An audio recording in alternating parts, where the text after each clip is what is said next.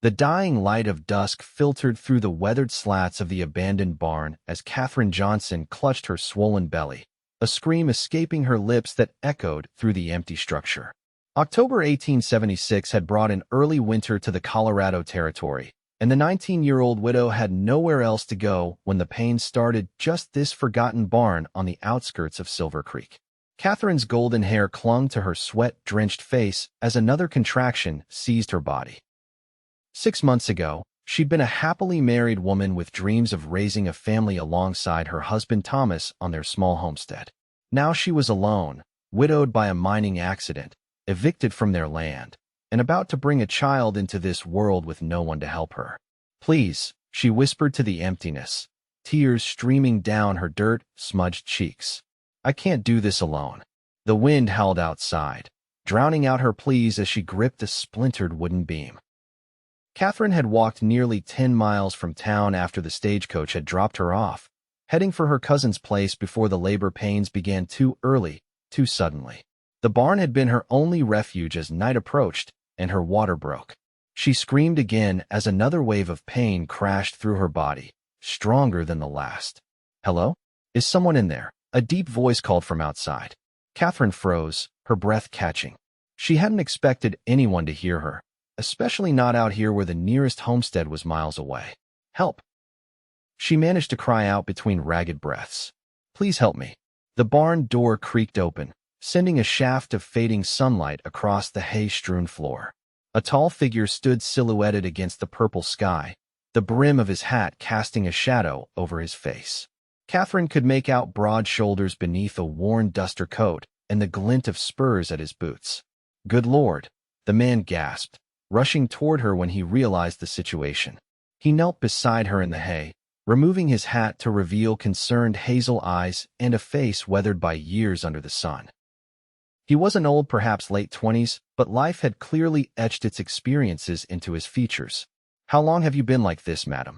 "Hours," Katherine gasped, clutching her belly as another contraction came. "The baby's coming. I can feel it." The cowboy quickly assessed the situation, his expression shifting from shock to determination. "My name's Gabriel Nash, madam. I've got a cabin not far from here." He hesitated only a moment before continuing. "I've helped birth many a calf and foal, but never." He trailed off, clearly uncomfortable but unwilling to leave her. "Katherine," she managed between breaths. "Katherine Johnson." Gabriel nodded, removing his duster and rolling up his sleeves. "Well, Miss Katherine, looks like this little one isn't waiting for proper introductions." He spread his coat beneath her for whatever comfort it might provide. "I'll help you through this. You're not alone anymore." Katherine locked eyes with him, finding unexpected strength in his steady gaze. "Thank you," she whispered. "You'll never be alone again," Gabriel said firmly, the promise in his words reaching beyond just this moment of crisis. "Now, let's bring your child into this world." As the last rays of sunlight disappeared beyond the horizon, Katherine's screams gave way to the wailing cry of new life. Gabriel cradled the tiny infant in his large, calloused hands, using his bandana to clean the baby's face. "You have a daughter, Miss Katherine," he announced, his voice filled with wonder as he carefully placed the squirming infant in Katherine's trembling arms. "A beautiful baby girl." Katherine stared down at her daughter's face, overcome with emotion. Tiny fists waved in the air as the newborn continued to cry, healthy and strong despite the circumstances of her birth. "She's perfect," Katherine whispered, tears flowing freely down her cheeks. "Perfect and beautiful." Gabriel busied himself with gathering the few supplies he had in his saddlebags, offering Katherine privacy as she bonded with her child. He returned moments later with a canteen of water and a small tin cup. "You need to drink," he said gently, helping her hold the cup to her lips. "And we need to get you both somewhere warm for the night. My cabin's just over that ridge. It's not much, but it's dry and there's a good fire." Katherine hesitated, suddenly aware of her vulnerable position. She didn't know this man, this Gabriel Nash, beyond the kindness he'd shown in the past hour. But the alternative was spending the night in a drafty barn with her newborn daughter. "I don't want to impose," she began weakly. Gabriel shook his head firmly. "There's no imposition, Miss Katherine. I can't in good conscience leave a new mother and infant out here." Winter's coming early this year. He paused, his expression softening. I promise you'll be safe. I've got a spare room where you can rest, and tomorrow we can figure out where you were headed. Catherine studied his face in the dim light of the lantern he'd lit. There was nothing but sincerity in his eyes, no hidden intentions, no deceit. Just a good man offering help when it was desperately needed. Thank you, she said finally. We accept your hospitality, Mr. Nash. Gabriel, he corrected with a gentle smile. Just Gabriel. With careful movements, he helped wrap the infant in one of his clean shirts, then assisted Catherine to her feet. She swayed slightly, weak from the ordeal of childbirth. I don't think I can walk far, she admitted, embarrassment coloring her cheeks. No need to, Gabriel replied. He whistled sharply, and moments later, the sound of hooves approached the barn. A beautiful chestnut mare appeared at the entrance. Daisy here will carry you both. She's gentle as can be. With tender care that belied his rugged appearance, Gabriel helped Catherine mount the horse, making sure she had a secure hold on her daughter. Then he gathered their few belongings and led the mare through the darkness toward his cabin. The ride was short, but seemed to take forever to Catherine, who fought against exhaustion to keep herself and her baby securely on the horse. When they finally crested a small hill, the warm glow of lamplight from a cabin window welcomed them. Home sweet home, Gabriel announced, helping Catherine dismount with the same gentle strength he'd shown in the barn. The cabin was modest, but well-maintained. A single main room served as kitchen and living area, with 2 doors leading to what Catherine assumed were bedrooms. A fire crackled in the stone hearth, casting dancing shadows across the wooden floors and walls adorned with simple furnishings.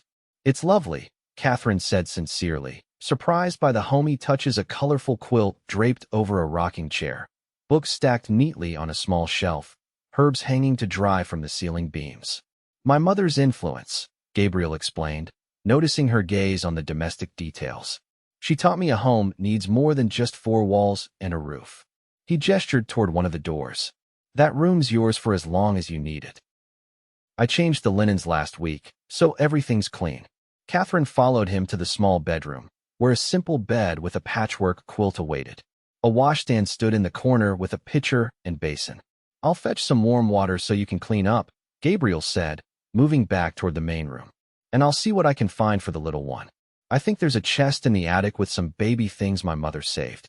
Before Catherine could ask why he would have such items, he disappeared, returning moments later with the promised water and a stack of clean towels. I'll give you privacy, he said, heading for the door. There's food when you're ready. Nothing fancy, just some stew I had simmering. Gabriel, Catherine called softly before he could leave. When he turned, she met his gaze steadily. Thank you. I don't know what would have happened if you hadn't found us. A shadow crossed his face. No need for thanks. Anyone would have done the same. But they both knew that wasn't true. In this harsh frontier, kindness to strangers wasn't always guaranteed. After Gabriel left, Catherine tended to herself and her daughter as best she could, washing away the evidence of birth and changing into a simple nightgown Gabriel had provided another relic from his mysterious past.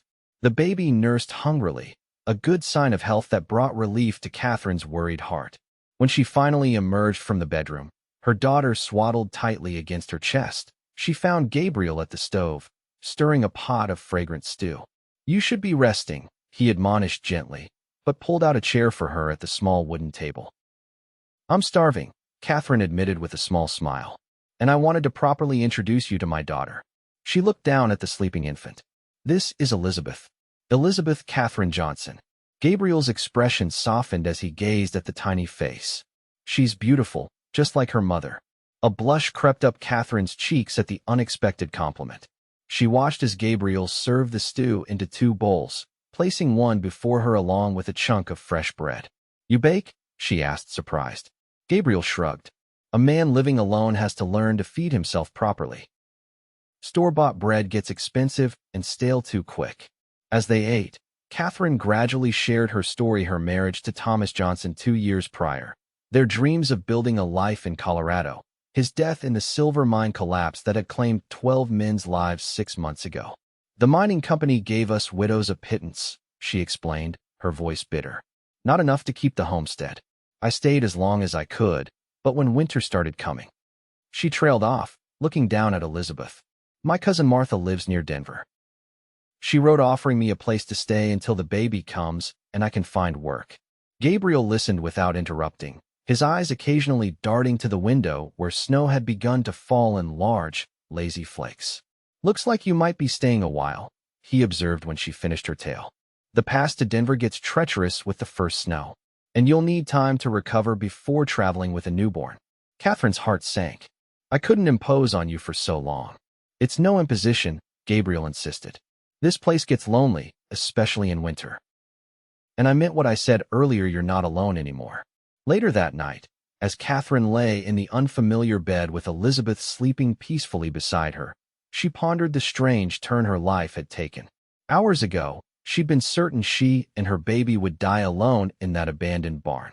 Now they were safe, warm, and under the protection of a kind stranger who asked nothing in return for his generosity. Outside, the snow continued to fall, blanketing the world in pristine white and sealing Catherine's fate for the winter ahead. The days following Elizabeth's birth passed in a blur for Catherine. Her body needed time to heal, and the newborn required constant attention.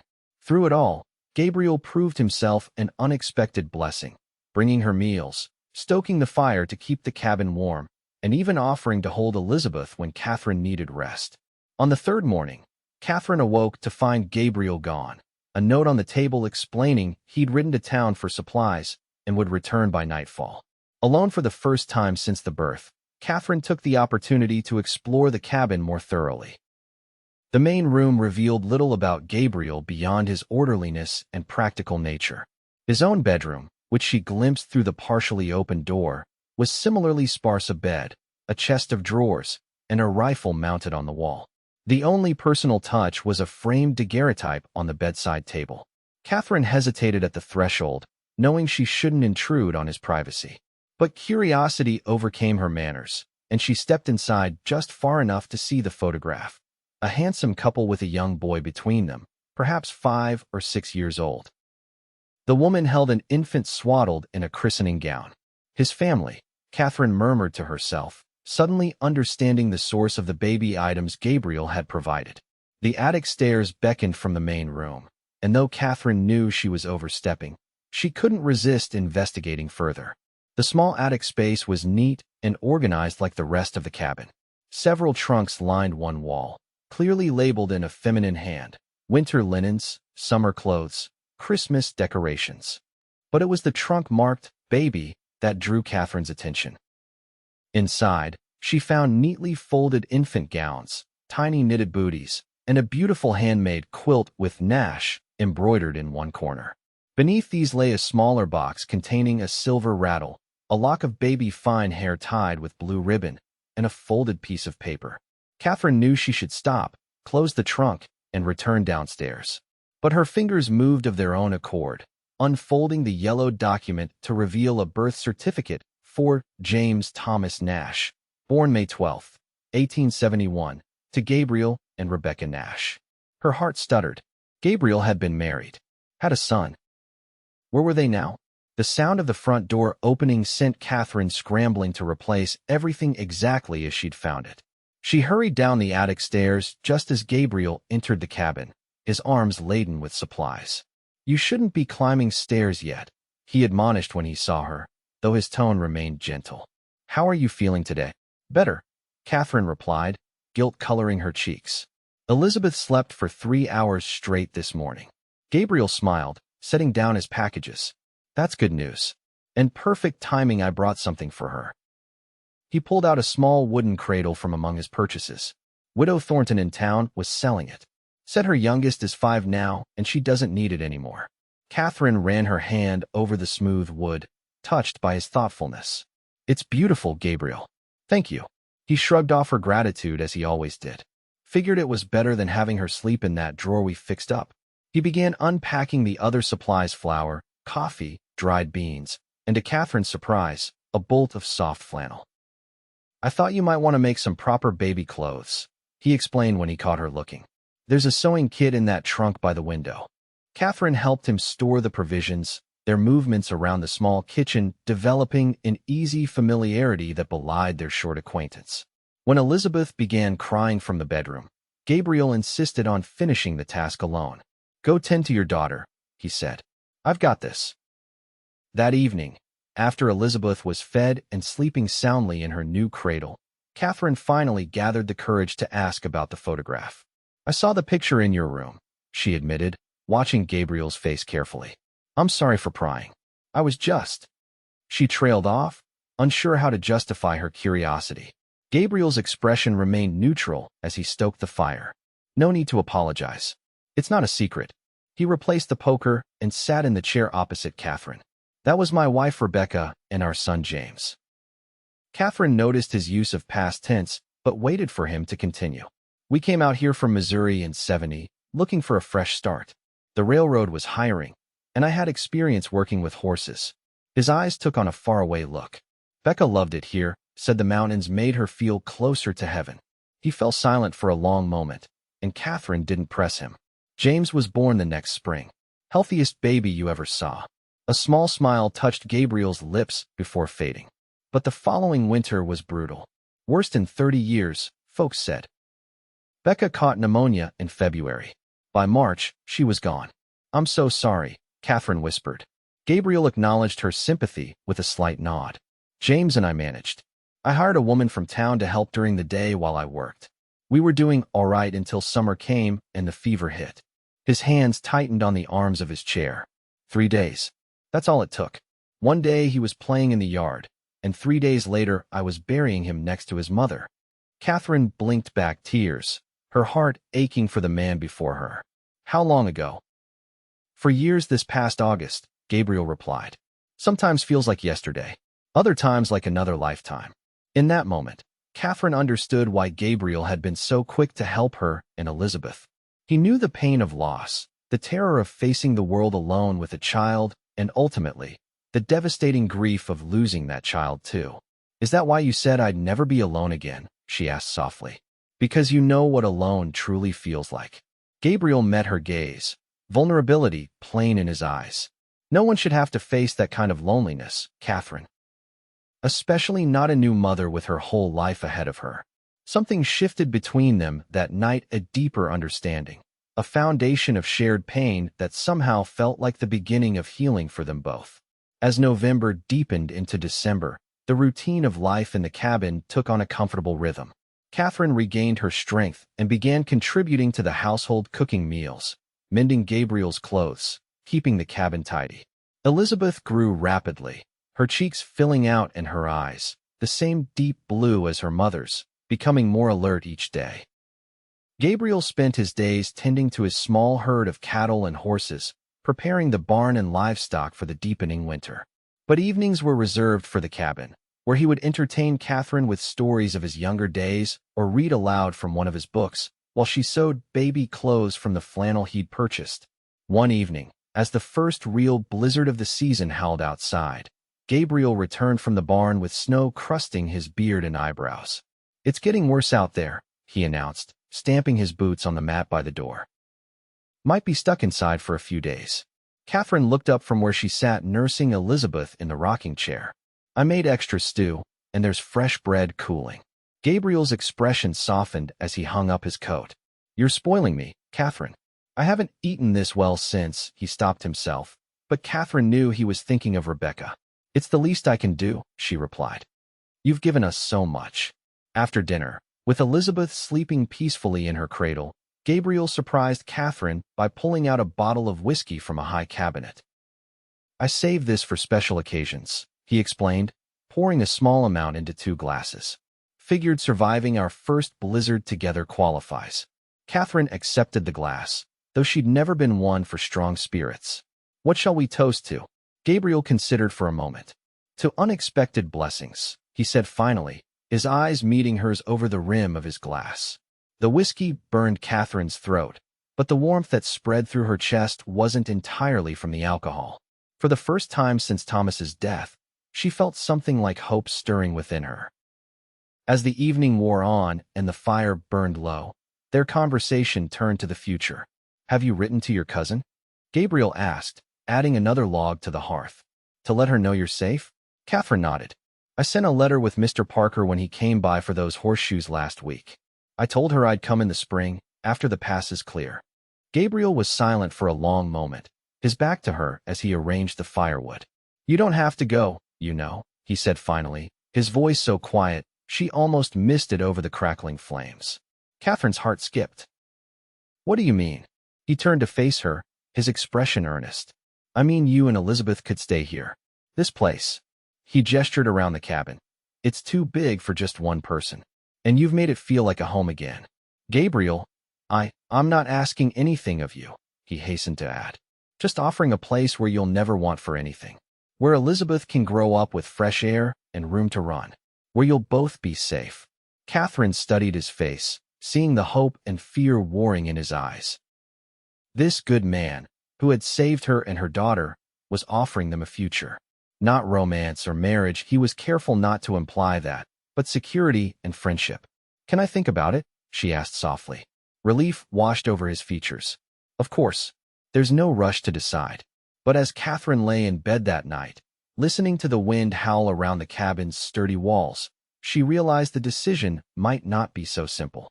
Because somewhere in the past 2 months, her feelings for Gabriel Nash had grown beyond mere gratitude. The blizzard lasted 3 days, confining them to the cabin except for Gabriel's brief expeditions to check on the livestock. The forced proximity might have been awkward, but instead, it only strengthened the bond forming between them. They played cards. Gabriel taught Catherine to whittle, and together they fashioned a small wooden horse for Elizabeth's future enjoyment. On the morning of the 4th day, Catherine awoke to silence. The storm had finally passed. She found Gabriel already up, staring out the front window at the transformed landscape. Snow blanketed everything in pristine white, drifts reaching halfway up the cabin walls in places. It's beautiful, she said, coming to stand beside him with Elizabeth in her arms. Gabriel turned, his expression brightening at the sight of them. Yes, he agreed, though his eyes lingered on Catherine rather than the scenery. Beautiful indeed. A knock at the door startled them both. In 2 months, they'd had only a handful of visitors, mostly men from neighboring ranches seeking Gabriel's help with a sick animal or broken equipment. Gabriel opened the door to reveal Sheriff Marcus Donovan, his horse steaming in the cold behind him. Sheriff, Gabriel greeted, stepping back to allow the man entry. What brings you out in this weather? The lawman removed his hat, nodding respectfully to Catherine. Miss Johnson, he acknowledged before turning back to Gabriel. Got some news I thought you should hear right away, Nash. Catherine clutched Elizabeth closer, a sense of foreboding washing over her. The stagecoach was held up 2 days ago, just before the storm hit, Donovan explained. The Reeves gang. Driver was killed, and they made off with the mail pouch and whatever valuables the passengers had. Gabriel's expression darkened. Anyone else hurt? No, thank the Lord. But that's not why I'm here. The sheriff's eyes flicked to Catherine. One of the passengers recognized the gang leader. Seems Chester Reeves was asking specifically about a young widow traveling with a baby or expecting one soon. The blood drained from Catherine's face. Me? Why would outlaws be looking for me? Gabriel moved protectively closer to her. You sure about this, Marcus? The sheriff nodded grimly. The passenger was Martha Jenkins. Said she overheard Reeves telling his men they were looking for a Catherine Johnson, widow of Thomas Johnson from the Silver Peak mine. My cousin's name is Martha, Catherine whispered. Martha Collins now. She must have been coming to find me when the stage was robbed. Your cousin's fine, madam, Sheriff Donovan assured her. Shaken up, but she's staying at the hotel in town until the road's clear.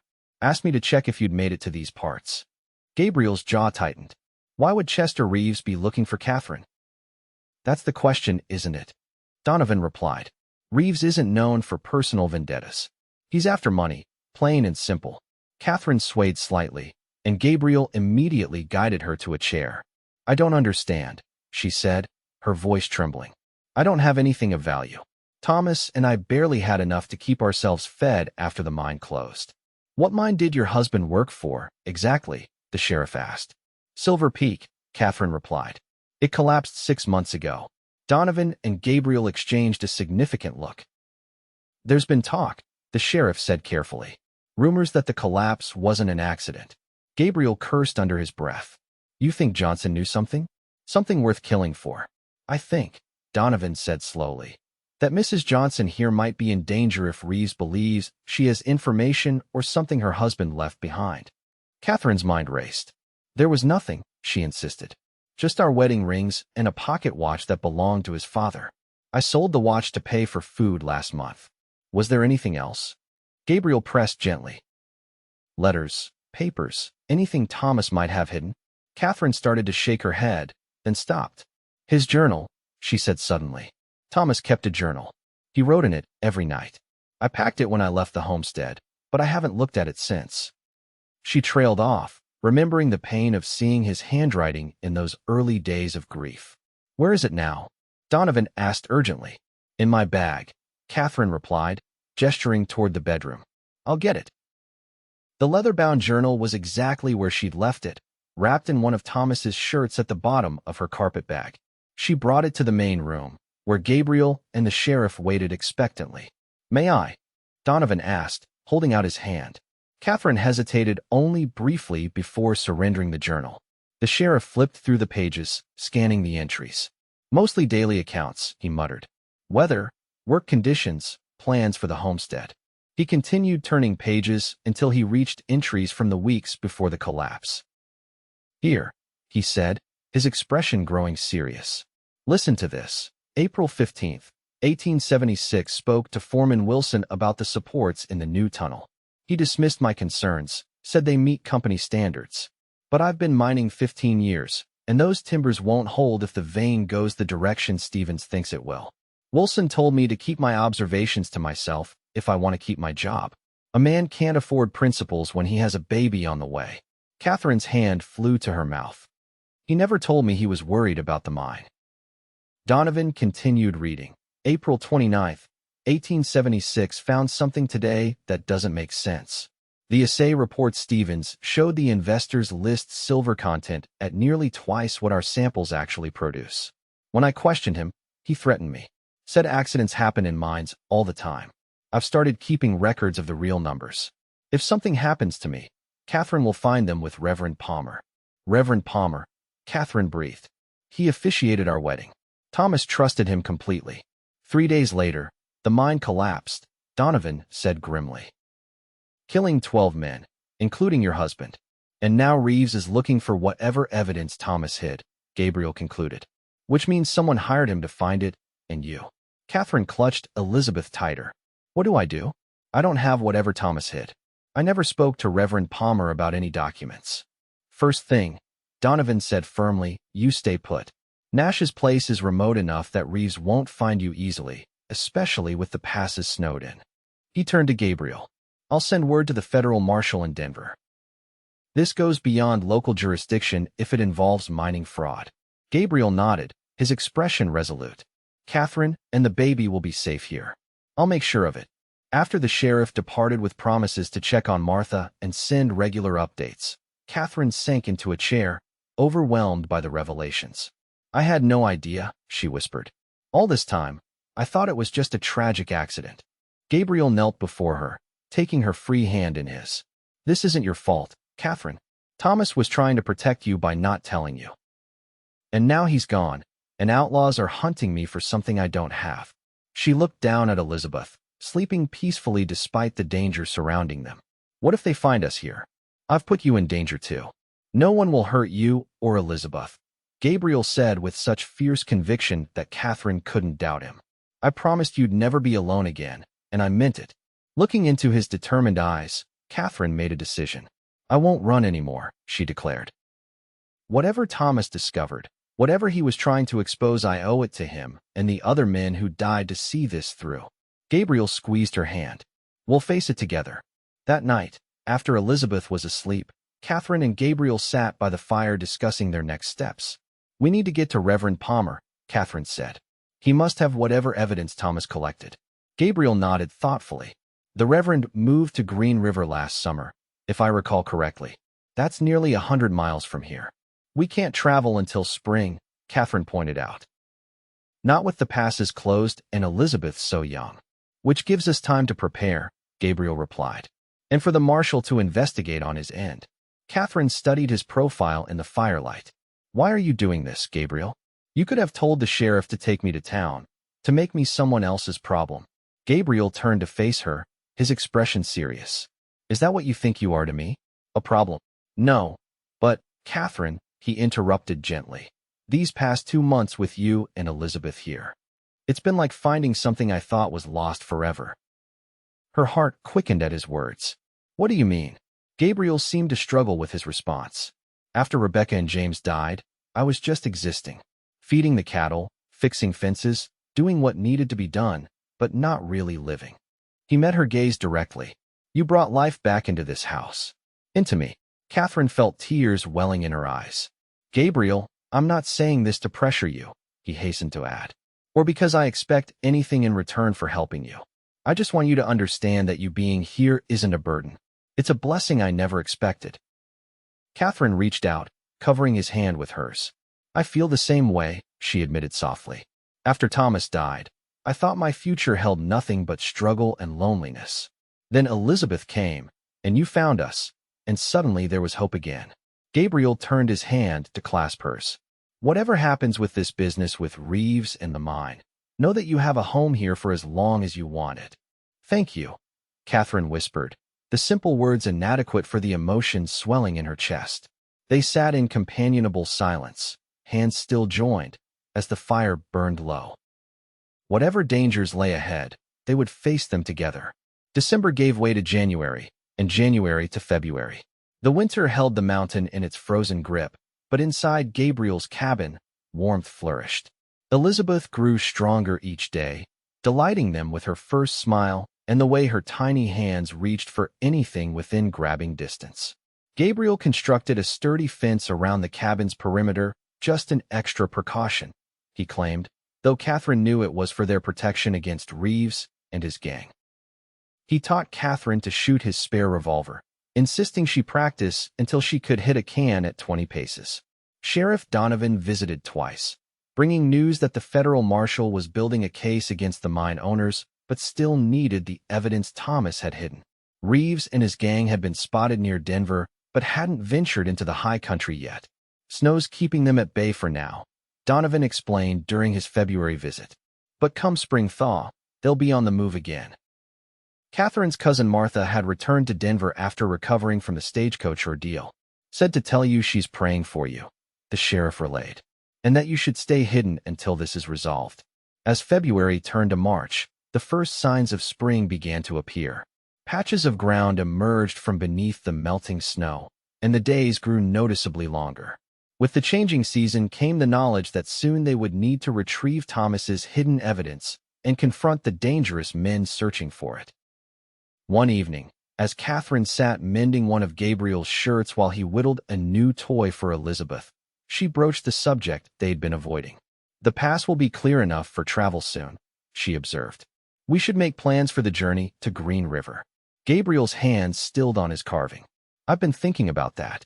I should go alone. It's safer for you and Elizabeth to remain here. Catherine set down her sewing. No, this is my fight, Gabriel. Thomas was my husband. I need to see this through. Catherine, Elizabeth and I will go to town and stay with Sheriff Donovan's wife, while you and the sheriff ride to Green River, she continued firmly. Martha said in her last letter that Reeves was seen near Denver. He won't expect me to still be in Silver Creek. Gabriel sighed, recognizing the determination in her eyes. You're the most stubborn woman I've ever met, you know that. A smile tugged at Catherine's lips. So you've mentioned. Several times. His expression sobered. I can't bear the thought of anything happening to you or Elizabeth. Nothing will happen, Catherine assured him. We'll be careful, and once we have Thomas's evidence, the marshal can arrest everyone involved, and this nightmare will be over. Gabriel nodded slowly. All right, but we do this my way carefully, with no unnecessary risks. Agreed, Catherine said, picking up her sewing again. When the time comes. That time arrived sooner than expected. 3 days later, Gabriel returned from town with grave news. Reeves and his men were spotted in Junction City, he announced, his expression tense. That's less than 2 days' ride from here. Catherine's hand flew to her throat. How did they track us this far? Money buys information, Gabriel replied grimly. And whoever hired them must be paying handsomely. What do we do? Gabriel began gathering supplies with practiced efficiency. We leave tomorrow at first light. The sheriff's organized an escort to take you and Elizabeth to his wife in town, while he and I ride for Green River. So soon. Catherine felt panic rising in her chest. But we're not ready. We don't have a choice, Gabriel interrupted gently. If Reeves reaches Silver Creek and starts asking questions, someone might remember the pregnant widow who came through last fall. It won't take much to connect you to me. Catherine nodded, swallowing her fear. You're right. I'll start packing. That night, as they made final preparations for their journey, a heavy silence hung between them. Elizabeth sensed the tension, fussing more than usual until Catherine finally got her to sleep. When she returned to the main room, she found Gabriel standing by the window, staring out into the darkness. What are you thinking? She asked softly, coming to stand beside him. He didn't turn. That I should have taken you and Elizabeth to Denver months ago, when the sheriff first told us about Reeves. And miss our winter together? Catherine laid a hand on his arm. I wouldn't trade these months for anything, Gabriel. He finally looked at her, his expression raw with emotion. I'm afraid, Catherine. Not of Reeves or his gang. I've faced worse. I'm afraid of losing you and Elizabeth. Of coming back to this cabin and finding it empty again. Catherine's heart swelled with feelings she could no longer deny. You won't lose us, she whispered. No matter what happens in Green River or with Thomas's evidence, we're coming back here. To you. To our home. Gabriel's eyes widened slightly. Our home. If you still want us, Catherine said, suddenly uncertain. In answer, Gabriel gently cupped her face in his calloused hands. I want nothing more in this world, he murmured, before lowering his lips to hers in a kiss so tender it brought tears to her eyes. When they parted, Catherine rested her forehead against his chest, listening to the steady beat of his heart. I never expected to find love again, she confessed, especially not in an abandoned barn during a snowstorm. Gabriel chuckled softly, his arms tightening around her. Life has a way of surprising us when we least expect it. They held each other in comfortable silence, savoring the moment of peace before the challenges that awaited them. We should get some rest, Gabriel said finally. Tomorrow will come early. Catherine nodded, reluctantly stepping back from his embrace. Good night, Gabriel. As she turned to go, he caught her hand. Catherine, he said, his voice husky with emotion. When this is over, when you and Elizabeth are safe, I'd like to ask you something important. Her heart skipped. I think I'd like to hear it now. Gabriel shook his head, a small smile playing at his lips. Some questions deserve better timing than the eve of a dangerous journey. Catherine understood his meaning and returned his smile. Then I'll look forward to hearing it when we return. The journey to Silver Creek the next morning was tense, but uneventful. Sheriff Donovan met them at the edge of town, escorting Catherine and Elizabeth to his home, where his wife Mary welcomed them warmly. Don't you worry about a thing, Mary assured Catherine as Gabriel prepared to leave with the sheriff.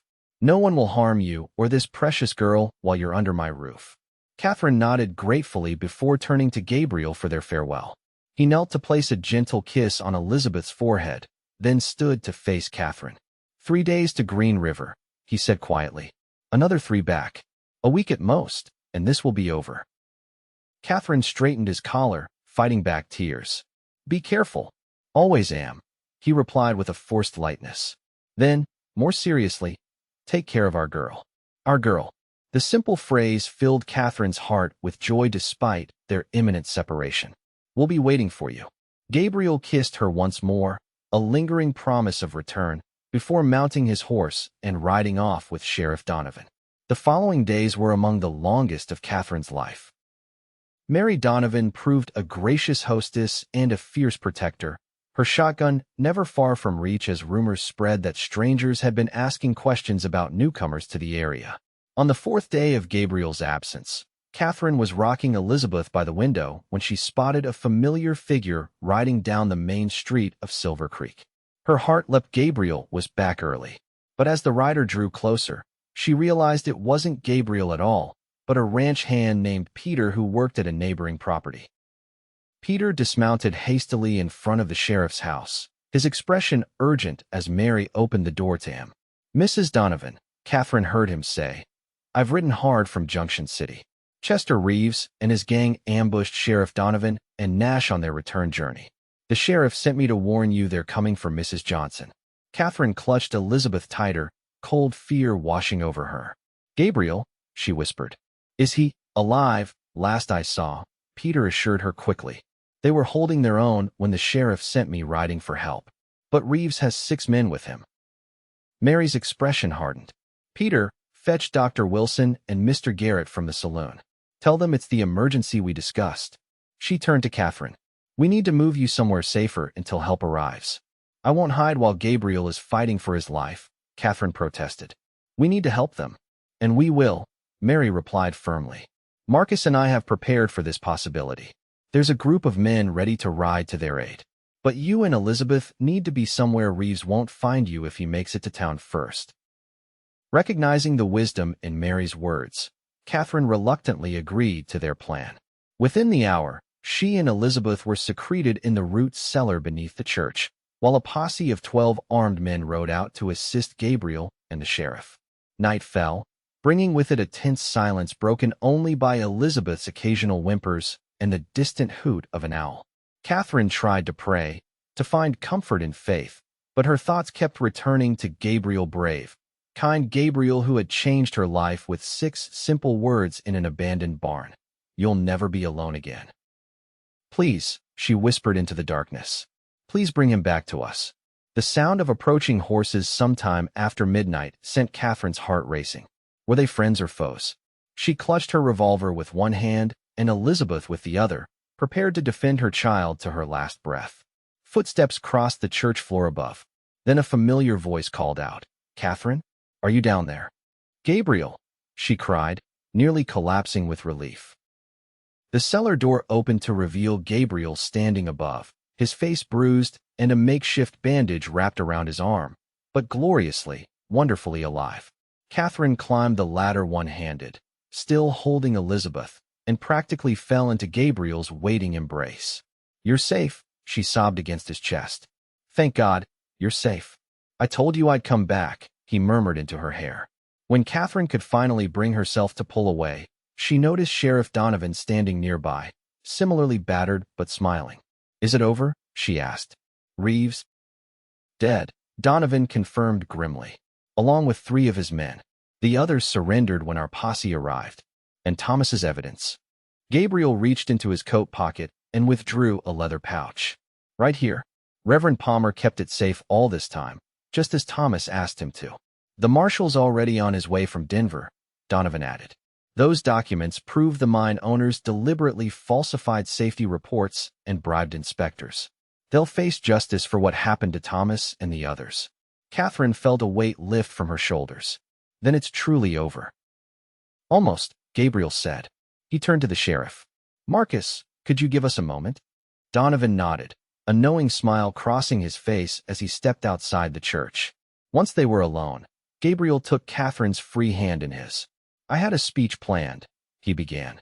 Something proper and eloquent that I was going to say when we got back to the cabin. Catherine's heart fluttered. Gabriel, but nearly dying has a way of making a man reconsider waiting for the perfect moment. He knelt before her, still holding her hand. Catherine Johnson, I love you.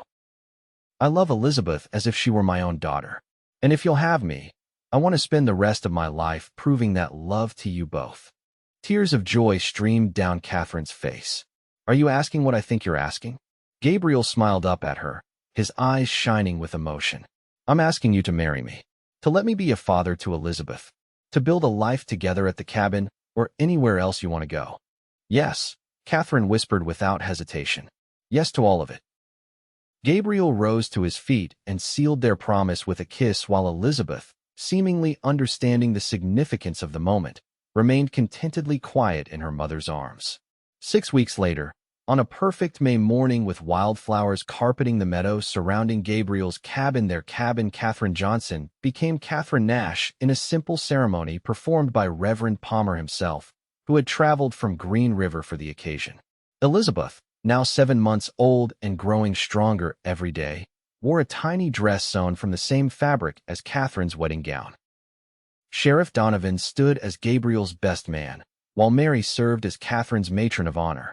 Do you, Gabriel James Nash, take this woman to be your lawfully wedded wife? Reverend Palmer asked. Gabriel's eyes never left Catherine's as he replied, I do. And do you, Catherine Elizabeth Johnson, take this man to be your lawfully wedded husband? I do, Catherine answered, her voice steady and sure. Then by the authority vested in me, I now pronounce you husband and wife. The Reverend smiled warmly. You may kiss your bride. As their lips met to seal their vows, Catherine reflected on the journey that had brought them to this moment. From the abandoned barn where Gabriel had found her in her darkest hour to this sun-drenched meadow where they pledged their futures to one another, it had been a path neither of them could have foreseen, but one that had led them exactly where they were meant to be. Later, as their small gathering of friends celebrated with a wedding feast at the cabin, Gabriel pulled Catherine aside for a private moment. I have something for you, he said, leading her to the porch. He reached into his pocket and withdrew a small wooden box. It was my mother's. I've been saving it for the right moment. Catherine opened the box to find a delicate gold locket nestled inside. When she carefully released the clasp, she found it empty, waiting for new memories. For our family, Gabriel explained. Past, present, and future. Catherine closed her hand around the precious gift. Our family, she repeated, the words filling her with contentment. Gabriel's expression grew serious. I know I can never replace Thomas in your heart or in Elizabeth's life. I wouldn't want to try, but I promise to honor his memory by loving and protecting you both with everything I have. Thomas would have liked you, Catherine said softly. He valued honesty and kindness above all else. He would be grateful that Elizabeth will grow up with such a wonderful father. Gabriel glanced back toward the cabin, where Mary Donovan was bouncing Elizabeth on her knee.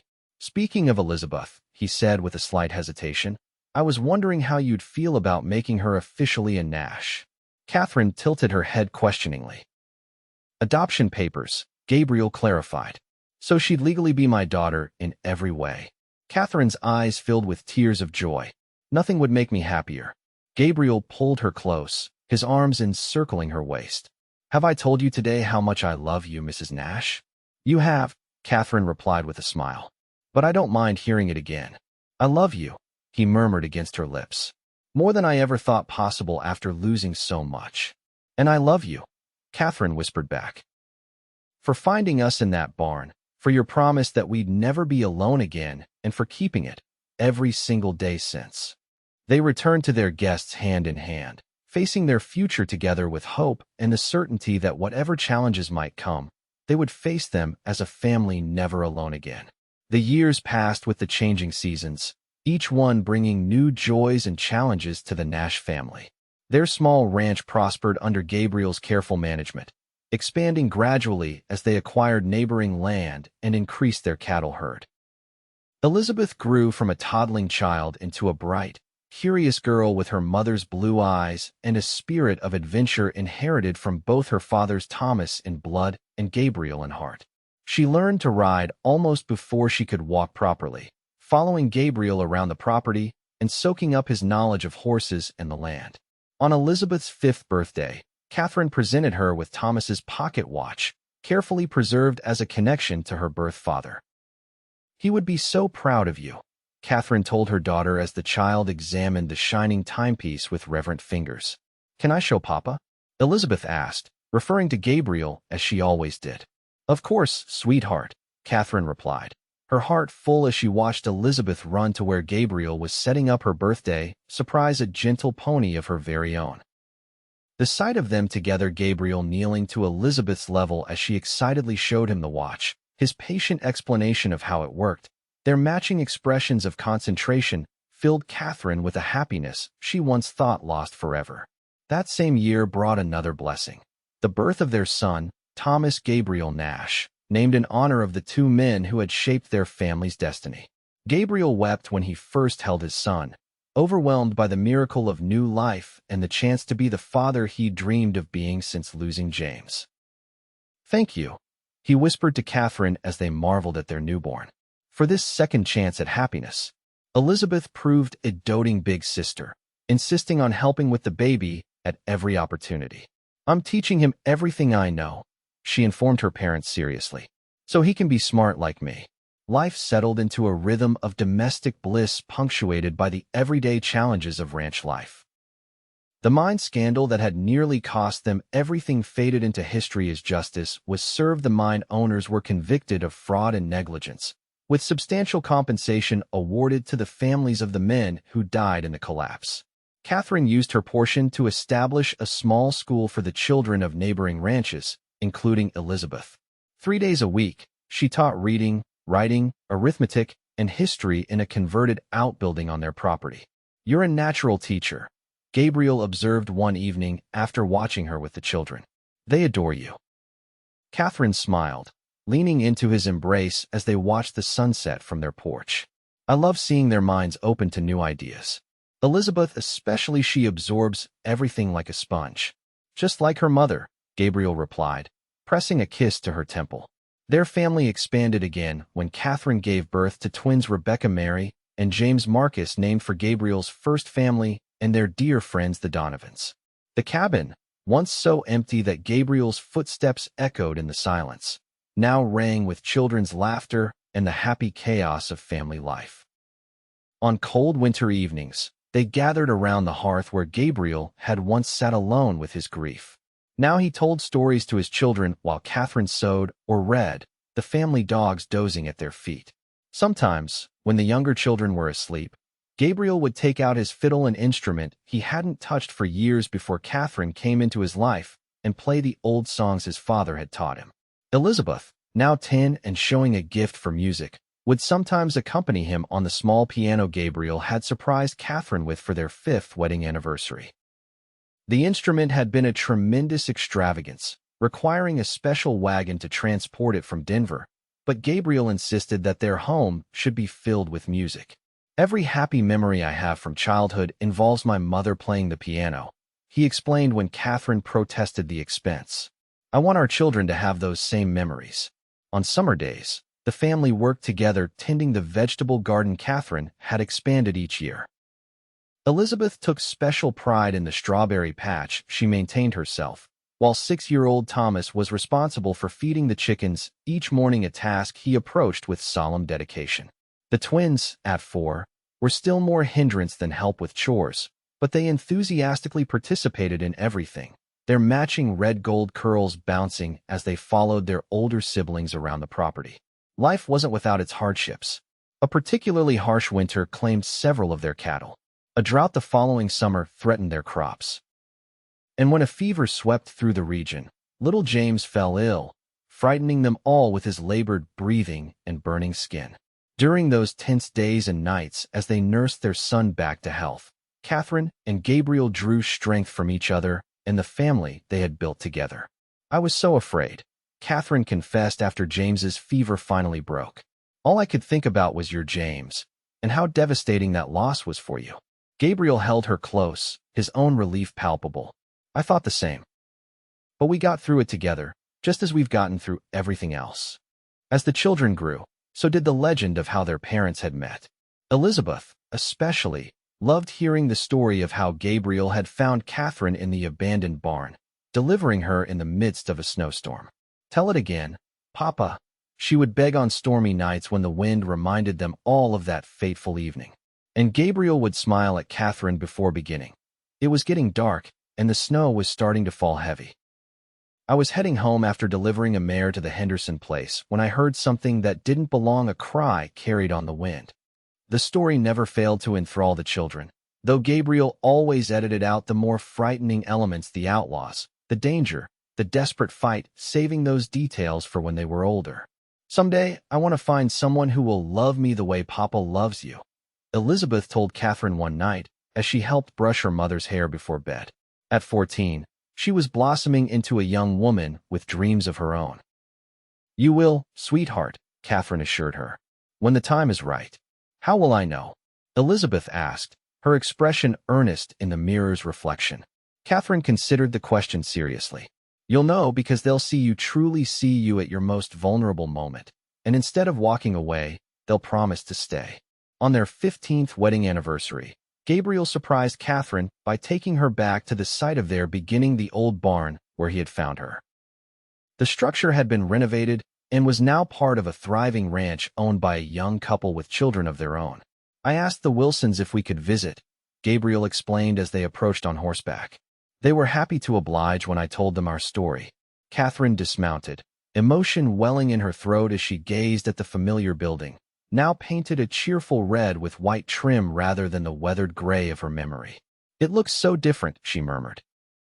Gabriel took her hand, leading her inside where fresh hay and the scent of horses replaced the abandoned emptiness of 15 years ago. Do you remember exactly where you were? Catherine moved instinctively to a spot near the east wall. Here, she said softly. I was leaning against this post when you found me. Gabriel nodded, his eyes misty with the memory. I heard your cry from the road and thought maybe an animal was injured. I never expected to find you. But you did, Catherine whispered. You found me when I needed someone most. And you found me, Gabriel replied, drawing her into his arms. Even though you didn't know you were looking. They stood together in the place where their journey had begun, reflecting on the path that had led them from strangers thrust together by circumstance to partners bound by the deepest love either had known. 15 years, Catherine marveled. Sometimes it feels like yesterday, and other times I can hardly remember my life before you. The best 15 years of my life, Gabriel murmured against her hair. And we're just getting started. Later that evening, after they returned home to the warm embrace of their family, Elizabeth now helping care for her younger siblings with capable hands, Thomas proudly showing off the new calf born that morning, the twins chattering excitedly about their day's adventures. Catherine and Gabriel stood on their porch in the gathering twilight, arms wrapped around each other as they gazed at the life they had built together. Do you ever wonder, Catherine asked softly, what would have happened if you hadn't heard my cries that night? If you'd taken a different road home, or if the snow had muffled the sound? Gabriel considered the question, his arms tightening around her waist. I believe we would have found each other somehow, he said finally. Some things are meant to be, no matter what obstacles stand in their way. Catherine turned in his embrace to face him, raising a hand to trace the beloved features that had grown even dearer with the passing years. I used to think losing Thomas was the end of my story, she confessed. But it was just the beginning of a different one, a story I couldn't have imagined but wouldn't trade for anything in the world. Gabriel captured her hand, pressing a kiss to her palm. A story that's still being written, every day we're together. With the best possible beginning, Catherine added with a smile. Once upon a time, in an abandoned barn during a snowstorm. When a lost woman and a lonely man discovered they weren't meant to be alone after all, Gabriel finished, lowering his lips to hers in a kiss that held all the promise of their shared past and the joy of their future together, a future neither could have foreseen on that fateful night when a desperate cry carried on the wind changed both their lives forever. As the sun set behind the mountains, painting the sky in shades of gold and crimson, the Nash family gathered around their table for the evening meal. Gabriel and Catherine at either end, their 4 children between them, the bonds of love and shared experience connecting them all. The abandoned barn where it began was now just a cherished memory, but the promise made there, "You'll never be alone again," remained the foundation upon which they had built their lives together, one day at a time, through joy and sorrow, always together, never alone.